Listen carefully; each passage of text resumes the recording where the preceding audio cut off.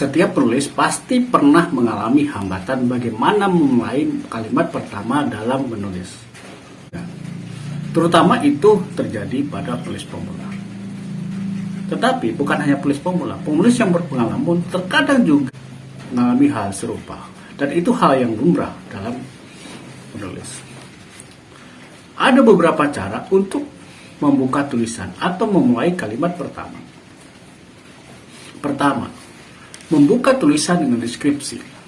Penulis bisa memulai tulisan dengan menggambarkan sesuatu yang menarik. Misalnya, lelaki itu menunduk ketika aku pandangi, wajahnya berubah muram. Contoh lain, rumah Samin berada di ujung gang yang mulutnya selalu diportak, dan seterusnya.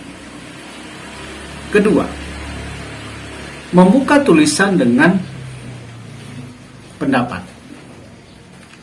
Penulis bisa membuka sebuah tulisan dengan beropini atau memberi pendapat terhadap sesuatu adegan yang akan terjadi. Contoh, tidak seharusnya lelaki itu menunduk ketika kupandangi. Ia tidak perlu takut kepadaku, toh aku tidak akan menangkapnya. Contoh lain dalam kasus Samin tadi. Kalau aku Samin, pasti aku tidak akan tinggal sejauh 100 km dari tempat kerja. Lebih baik aku mengontrak di dekat kantor, dan seterusnya. Ketiga, membuka tulisan dengan kutipan. Penulis bisa memulai tulisan dengan kutipan puisi, omongan tokoh, lagu, kata bijak, kata mutiara, dan seterusnya. Misalnya, kita memulai tulisan dengan kutipan baris sajak Chairul Anwar. Hidup hanya menunda kekalahan. Lelaki itu selalu teringat potongan sajak Chairul Anwar itu, dan ia kini merasa kalah, dan seterusnya, dan seterusnya. Atau kita memulai tulisan dengan potongan sebuah lagu.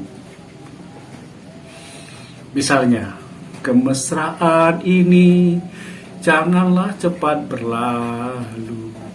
Potongan lagu itu seperti menggedor-gedor ruang batinnya.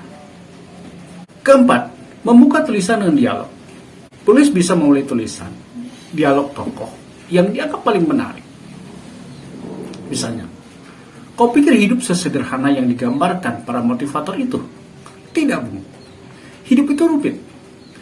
Samin mendamprat temannya yang mengusulkan agar ia mengontrak dekat kantor daripada harus berangkat jam 5 pagi dari rumah. Kelima, membuka tulisan dengan drama. Penulis bisa memulai tulisan dengan adegan dramatis. Misalnya, Samin langsung pingsan ketika mendengar istrinya kecelakaan. Dan seterusnya, dan seterusnya. Keenam, membuka tulisan dengan perumpamaan. Contoh, jalan hidupku mirip roda yang bergelinding di jalan berbatu, penuh sentakan dan kejutan, dan seterusnya, dan seterusnya.